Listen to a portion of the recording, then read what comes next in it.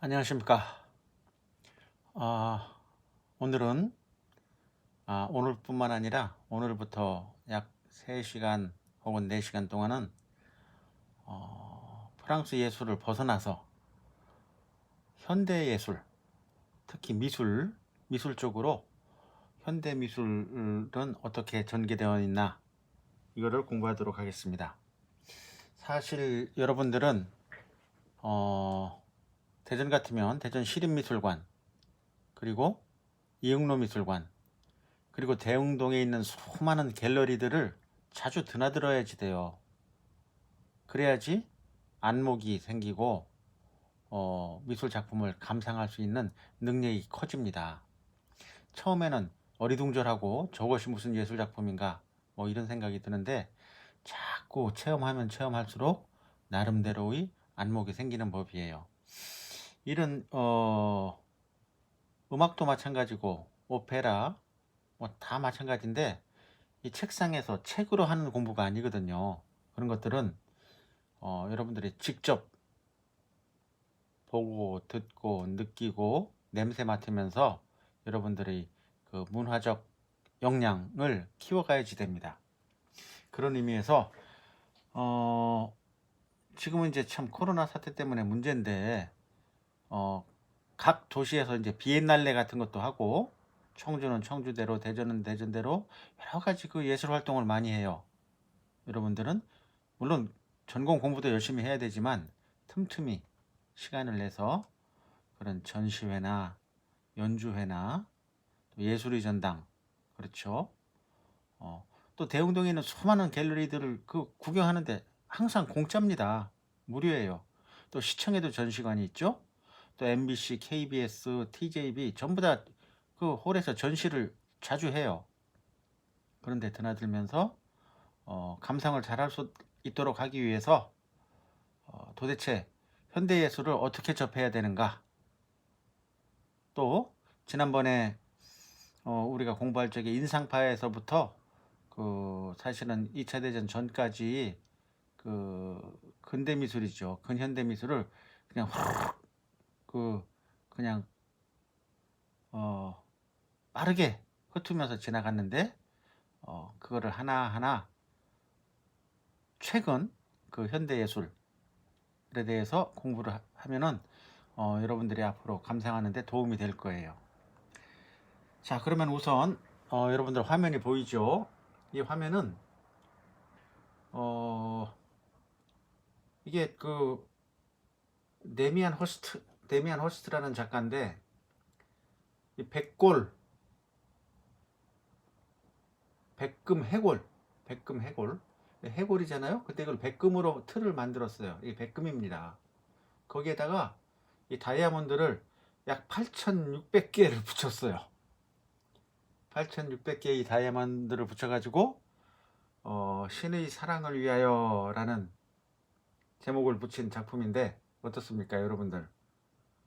저게 무슨 작품인가, 이런 생각이 들잖아요. 그 다음 작품을 보면 죽은 상어를 말려가지고 거기에다가 그 수조에다 매달아 놨는데, 그 수조는 포름알데히드로 썩지 않는 포름알데히드로 다 붙여놨어요. 가득 채워놨어요.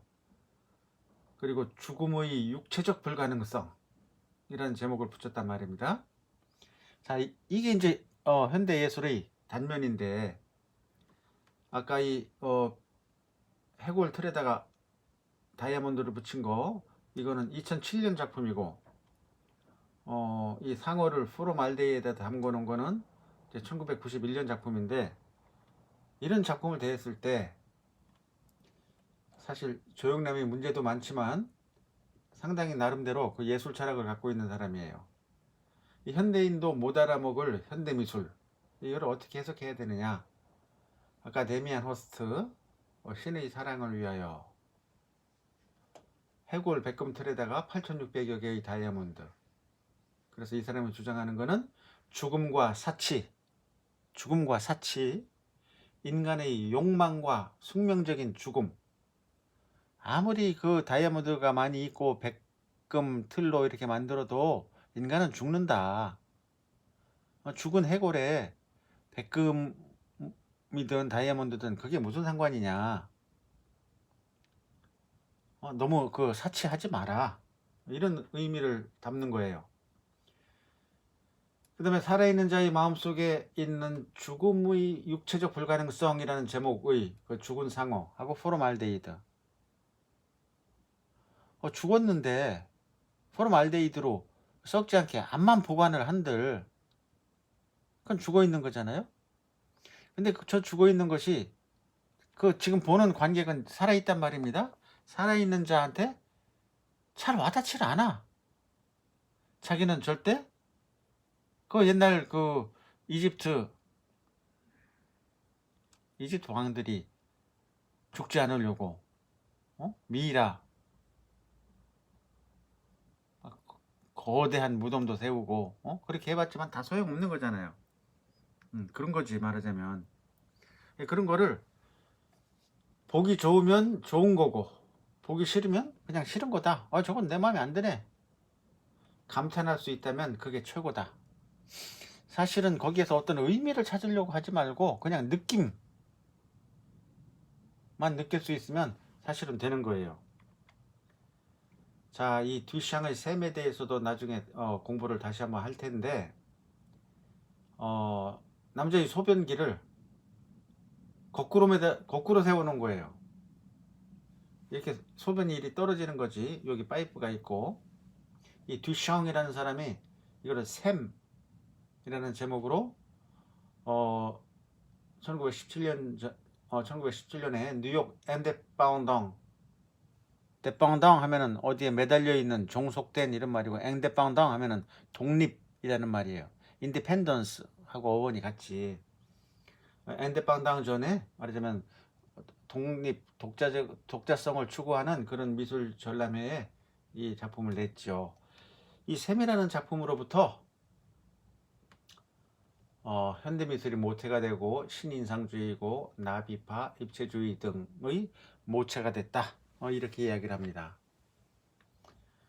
여기서 이제 여러분들 미술 시간에 중고등학교 때 배웠을 텐데 이 나비파 오해가 있을까봐 이건 날아다니는 나비가 아니고 히브리어로 나비는 예언자라는 말이죠. 나비, 예언자.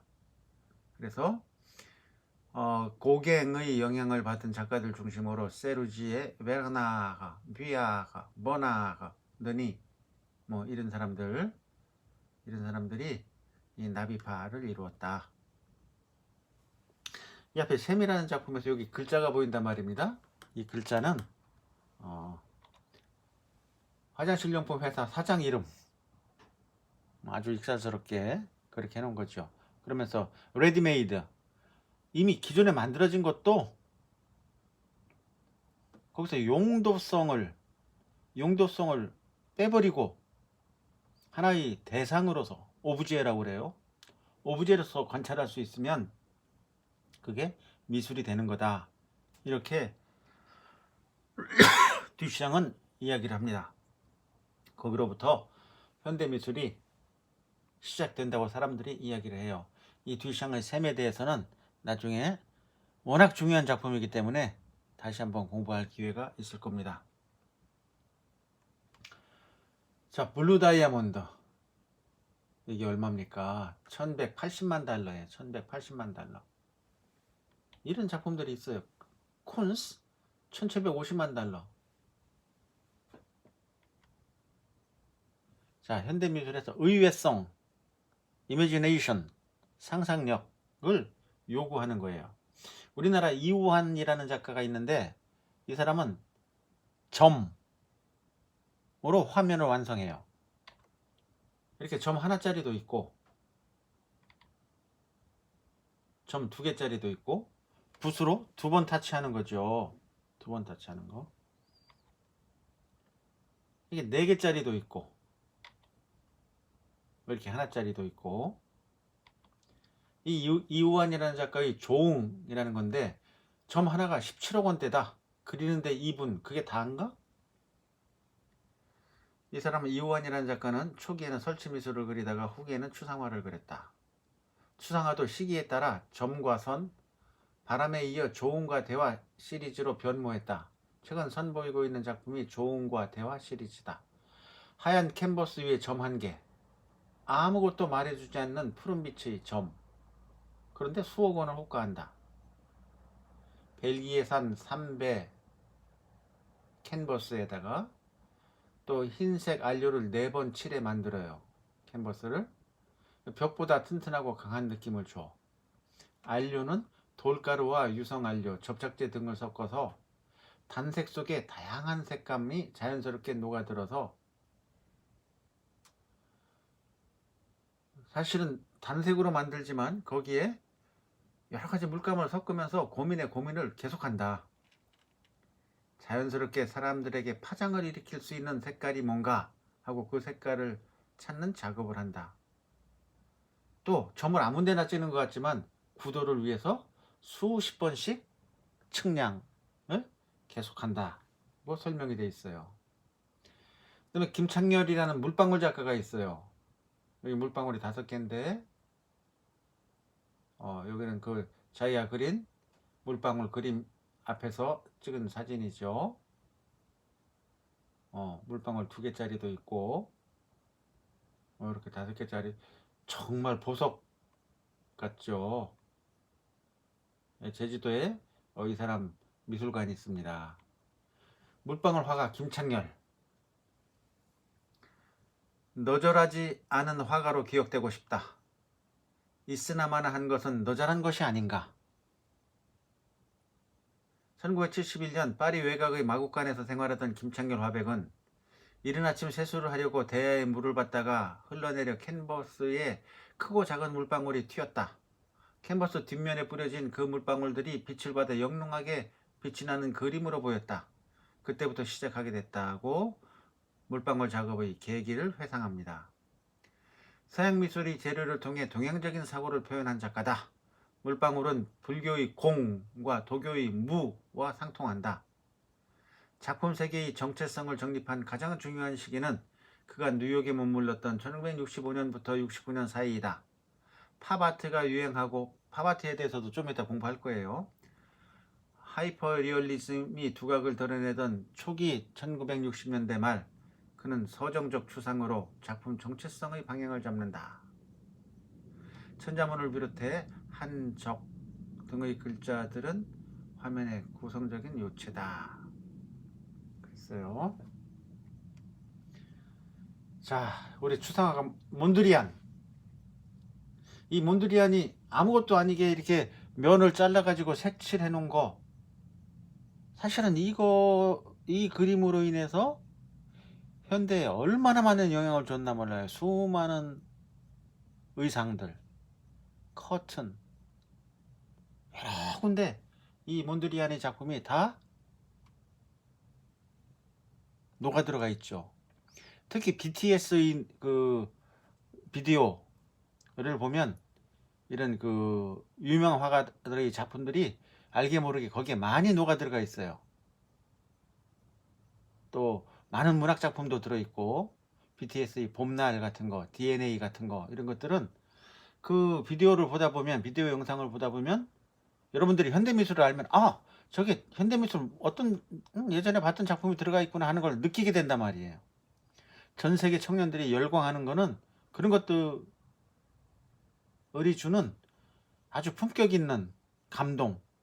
음악도 음악이지만 그래서 비디오 영상에 열광한다고 나는 생각해요.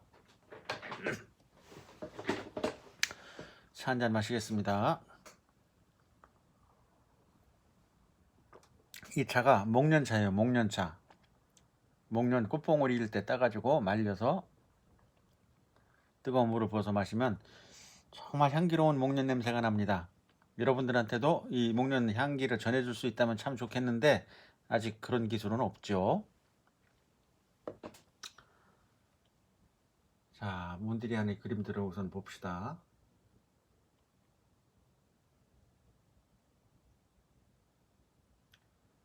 질서와 비율, 균형의 아름다움을 추구한 추상화가다. 그럼 이런 그림들을 어떻게 감상해야 되느냐? 자, 구상화가 있어요. 구상화. 반구상화, 추상, 구상, 반구상, 추상으로 넘어가는데, 자, 이 나무를 그렸구나. 이해가 되죠?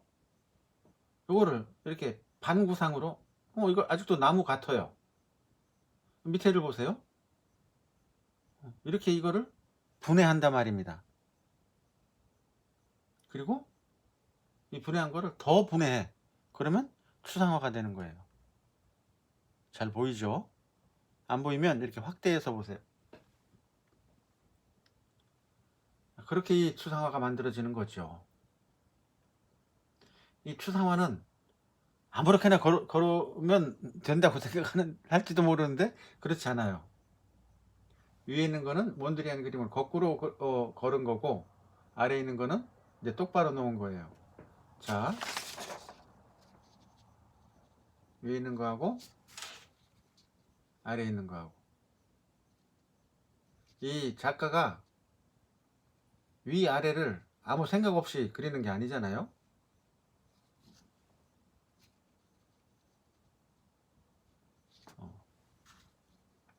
아래에 있는 게 훨씬 더 균형 잡혀 보입니다. 그런 거예요. 칸진스키, 러시아 현대 추상미술의 선구자다. 이 사람 얘기, 1910년 어느 날, 내가 저렇게 아름다운 그림을 그렸었나? 눈부신 햇살 아래 사물의 형체는 사라지고 강렬한 색채만 살아남았다. 그건 느꼈어요. 그 강렬한 햇살이 없는 밤에는 그 감동이 없단 말이에요. 뚜렷하게 표현된 대상이 오히려 감동의 전달을 방해한다. 이렇게 생각을 한 거죠. 색의 교향악을 이룬 작가라고 평가를 받는데, 음악적인 리듬감을 한편의 서정시처럼 붓으로 써내려가는 작가다. 감상은 눈으로 하지 말고 가슴으로 해라. 이렇게 돼 있어요. 선명한 색깔로서 다이내믹한 화면을 만들어낸 현재 추상미술의 선구자 칸딘스키. 네, 칸딘스키. 눈부신 햇살에서 사물의 형체는 사라지고 강렬한 색채만 살아나다. 이렇게 딱 보니까 뚜렷하게 표현된 대상이 오히려 감동의 전달을 방해한 거야. 그래서 여기 뭐 악기 같죠? 이거 바이올린 같고, 뭐 기타인지 첼로인지 막 소리를 이렇게 표현을 했어요. 칸딘스키가 보여주는 것은 색의 교향악이다. 차갑고 때로는 뜨겁고, 추상화는 눈이 아닌 가슴으로 보는 거다.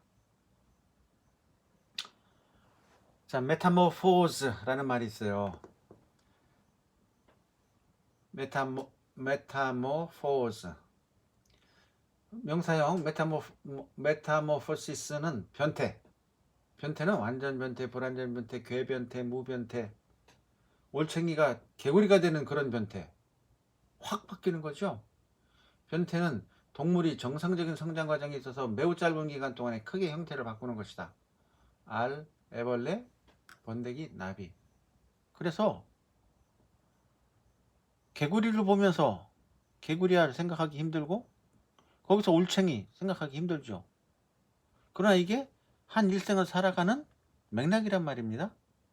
그것처럼 몬드리안의 컴포지션은 나무에서 변태된 엄청난 기적이다. 아까 나무에서 이렇게 자꾸 해체해가지고 이렇게 만들었죠. 그거를 더 확장시켜서 단순화하면 몬드리안 그림처럼 나온다는 거죠. 피카소, 모돌리아니, 페르난도, 보테로도 마찬가지 변태 화법이다. 피카소는 아프리카 미술의 영향을 받았죠. 큐비즘, 입체파라고 그러는데, 형태를 파격적으로 변형시킨 변태의 대가. 말하자면 얼굴을 그리는데 앞면도 그리고 옆에서 본 얼굴도 갖다 붙이는 거예요. 왼쪽에서 본 거, 오른쪽에서 본 거, 위에서 본 거. 그러니까 얼굴이 이런 식으로 나타나는 거죠. 다리도 이쪽에서 본 다리, 이쪽에서 본 다리, 이거를 이렇게 찢어서 붙이는 거야. 입체파입니다. 큐비즘이라는 새로운 조류를 탄생시킨 피카소. 3차원의 다양한 각도 형태를 2차원의 표면에 표현한 거다. 그래요. 피카소 그림 많이 봤을 거예요. 모딜리니아니와 보테로 완전히 다른 방향의 형태에 집착한, 아까 변태라고 그랬잖아요. 형태를 변형시키는 거. 다른 방향의 형태에 집착한 작가다. 모딜리아니는 길고 빼빼 마른 형태, 보테로는 바늘로 찌면 빵 하고 터질 것 같은 빵빵한 형태. 보테로. 모딜리아니 길쭉길쭉하게, 보테로 뚱뚱하게. 보테로 그림들이죠. 이렇게 맞으면은 현대미술을 볼 적에 저게 뭐를 나타냈을까, 뭐 꼭 그렇게 하지 말고 저렇게 왜 뚱뚱하게 그렸을까 이러지 말고, 메타모르포즈, 변태다, 어디서부터 출발했나, 이런 걸 오히려 생각하면 그 그림이 재밌어진단 말이에요. 아무튼 그렇고, 조금 더 합시다. 우리 일상에 예술이 얼마나 들어와 있나. 텅벌레의 착시, 눈의 착각을 일으키는 그림이라고 그러는데, 이게 여기 계단이 있어서 사람이 떨어지는 것 같이 했는데, 이게 다 그냥 요 바닥에 그린 그림이란 말이에요. 이해하겠죠? 바닥에 그린 그림인 거야. 이것도 마찬가지죠. 길에다가 여기 사람이 그냥 바닥에 서 있는 거야. 근데 그 그림에 이런 그림을 그리고 요거까지 그림인 거죠. 그 위에 이렇게 서 있는 것 같은 착각을 줌으로써 그 거리를 재미있게 만드는 거죠. 대구대학교에 횡단보도에 그림을 이렇게 그려놨어. 떠 있는 것 같잖아? 근데 떠 있는 게 아닌 거죠. 여기가 어느 산인가? 충북 호랑이집 민박이라고 되어 있네요. 충북 어느 산 입구에 또 이런 그림을 그려놓고, 충북 호랑이집 민박이라고 써 있는데, 여기는 또 오대산 건강원이라고 있네. 오대산에 있는 어느 길인가 봐요. 이건 이제 외국의 사례죠. 그림입니다. 프랑스 샹젤리제에 왜 공사를 하면은 이렇게 가림막을 해놓잖아요. 그 가림막에다가 이렇게 그림을 그려놓은 거예요. 그러니까 마치 막 울퉁불퉁한 건물 같잖아요. 이렇게 잘 보이죠? 여러분들 대청댐에 가면 대청댐 그 광장 위쪽에 물문화회관이라고 있어요. 물문화회관. 그 앞에 광장에 보면 이렇게 막 폭포처럼 그림을 그려놨어. 이게 누굽니까? 이게 접니다. 이 바닥에 그냥 앉아 있는 거예요. 근데 바닥 그림이 이래서 마치 폭포를 타고 떨어지는 것 같잖아요. 조금 위쪽에 앉으면 바닥에 앉아 있다는 느낌이 조금 더 들긴 하는데, 아무튼 폭포에 떨어지는 것 같아요. 대청댐 물문회관 한번 가보세요. 데이트 코스로도 좋습니다. 이렇게 이 예술이 우리 생활 속에 들어와 있는 거예요. 또 그래피티 아트, 벽화들 굉장히 많죠.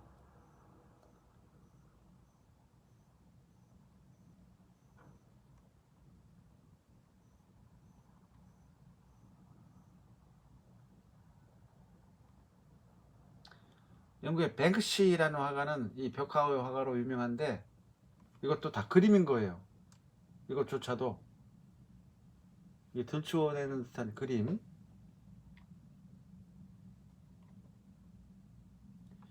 프랑스 정부 난민 정책에 반기를 든 뱅크시가 말하자면은 외롭고 배고파 곧 죽어갈 듯한 소녀를 프랑스 깃발 앞에 그려놓는 거죠. 그리고 그 소녀 밑에 이렇게 또 최루탄에서 피어오르는 가스, 이거 그림이야, 그림. 사람들이 저걸 보고 느끼는 거죠. 그러면서 스마트폰으로 찍고 있군요.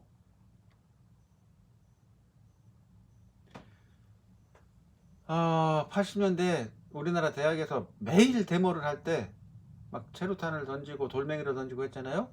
근데 뱅크시가 꽃다발을 던지면 어떻게 하는가 하고 어, 한국을 주제로 그린 그림이죠. 그래, 이 그래피티 벽화로 세상에 저항한 거리 작가다, 이런 사람이 있어요. No future, no future. 미래가 없는 거리 속에 저항하는 거죠. 이 아이 그림이에요. 또 제복 뒤에 숨겨진 사적 욕망을 노출하고 권위 가면을 벗기다. 그렇죠. 영국 경찰이 소변하는 그림. 또 요새 쿠어 축제 뭐 이런 거 하고 그러는데 제복을 입고 있는 경찰이지만 이렇게 동성애자일 수 있다, 이런 거를 그리는 거죠. 어떠냐? 이 그림은 이제 말하자면 간통죄는 언제 없어지나 라는 그림인데, 이렇게 말하자면 뭐라고 그래요, 연애를 하고 있다가 불륜의 사랑을 나누고 있다가 남편이 갑자기 들어왔어. 그러니까 이 남자가 그냥 발가벗은 채로 확 창문 밖으로 도망가서 매달려 있는 거죠. 다 그림입니다. 그리고 이 여자의 남편은 무슨 일이 있었나, 누가 왔었나, 뭐 그 흔적을 보고 이렇게 살펴보는 거. 재밌죠. 또 이 사람은 돌멩이에다가 이렇게 원시인 그림을 걸어가지고 슬쩍 대형 박물관에 몰래 갖다 놨어요. 그랬더니 사람들이 다 대형 박물관에 있으니까 옛날 건 줄 알더라, 뭐 이러면서 세상을 비웃는 그런 작품을 만들게 됐어요. 그래피티는 가장 정직한 예술 중에 하나다. 누굴 선동하거나 선전하기 위한 것이 아니며 이걸 전시하기 위해선 그저 동네에서 가장 좋은 벽만 있으면 충분하다. 작품을 보기 위해 어느 누구도 입장료를 낼 필요가 없는 건 물론이고 TV는 극장에 갈 필요가 없게 만들었고 사진은 그림이 사라지게 만들었다. 하지만 그래피티는 인류의 진화 속에서도 꿋꿋이 살아남았다. 뱅크시가 하는 얘기죠. 이따가 우리나라 벽화, 멋있는 벽화 하나 보여줄게요.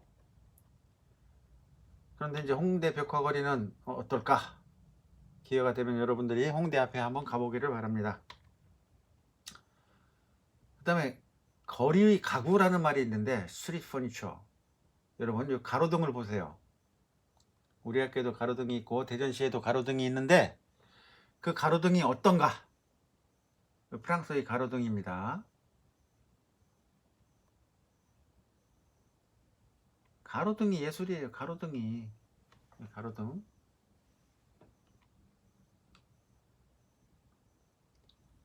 요즘 우리나라도 공원에 이런 걸 가끔 해놨는데 비닐을 뽑아가는 거죠.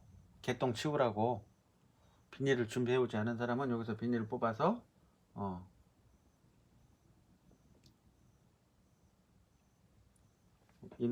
파리에 개똥이 참 많거든요. 근데 요즘 우리나라도 개똥이 상당히 많아졌어요.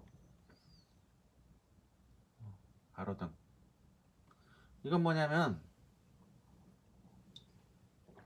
여러분 거리를 가다 보면 맨홀 뚜껑이 시커먼색으로 또는 짙은 갈색으로 하여튼 뭐 보기 좋게 느껴지지가 않아요. 그런데 그 맨홀 뚜껑마다 이렇게 그림을 그려놨어요. 일본 맨홀 뚜껑입니다. 얼마나 그 거리가 살겠어. 하다못해 우리 학교 요새 벚꽃이 피어서 전산원에서 농대 넘어가는 길, 그 벚꽃길이 굉장히 아름다운데 거기에 그 물이 흐르는 하수구 위에 뚜껑을 파랗게 녹색으로 칠해놨어요. 그렇게 녹색으로만 해놔도 이게 농대 가는 길이구나, 또는 젊음의 길이구나 하는 거를 느낄 수가 있어. 그런데 대부분은 그냥 콘크리트 그 회색으로 다 이렇게 그 하수구 뚜껑이 돼 있곤 하잖아요. 그런 거 하나하나도 신경을 쓰면 우리 생활 속에 이렇게 예술이 스며들 수 있다, 이런 거죠. 일본 맨홀 뚜껑. 도시 특성에 맞게 컬러, 문화재, 만화, 코난 캐릭터 등을 심었다. 이건 파리 지하철 나오는 지하철 입구예요. 지하철 출입구. 얼마나 멋있습니까? 말하자면 19세기 말 아르누보라고 그래요. 신예술이라는 말인데, 아르누보 형태의 그 메트로폴리탄 그 메트로 입구예요. 아주 멋지죠. 응? 어느 사람 대문인데 하프 같기도 하고 기타 같기도 하고 이렇게 예술을. 요거 일본 벤치예요. 벤치를 이렇게 물결치게 해놓으니까 얼마나 예술적입니까? 루이 암스트롱의 재즈곡 I can't give you anything but love. 당신에게 사랑 말고는 아무것도 드릴 수가 없어요. I can't give you anything but love. I can't give you anything but love. 루이 암스트롱의 재즈곡이 연상되는 거죠. 루이 암스트롱의 재즈곡, 여기 기회가 있으면 한번 들어보세요.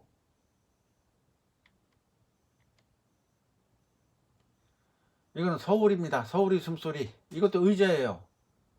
의자 벤치 공모하는데 작품이 된 거죠. 서울 DDP 동대문 디자인 플라자. DDP 안 가봤다면 여러분들 금년 안에 꼭 가보도록 하세요. 옛날 동대문 운동장 자리에다가 이런 거대한 그 디자인 플라자를 만들었죠. 우주선 같아요. 곡선으로 돼 있어요. 실내 동대문 디자인 플라자. 세계적인 건축가가 아니고 뭐 세계적인 건축가들은 다 떨어졌어요. 그 공모할 적에. 근데 자하 하디드라는 이라크 출신 미인 응용미술대에서 공부한, 수학을 전공한 후에 영국에서 건축 공부를 한 그 사람의 설계 작품이 채택이 된 거죠.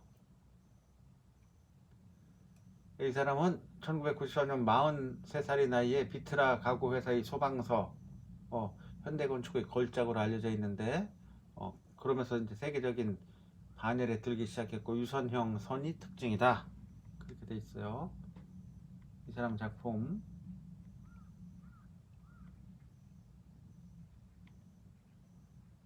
이게 소방서예요.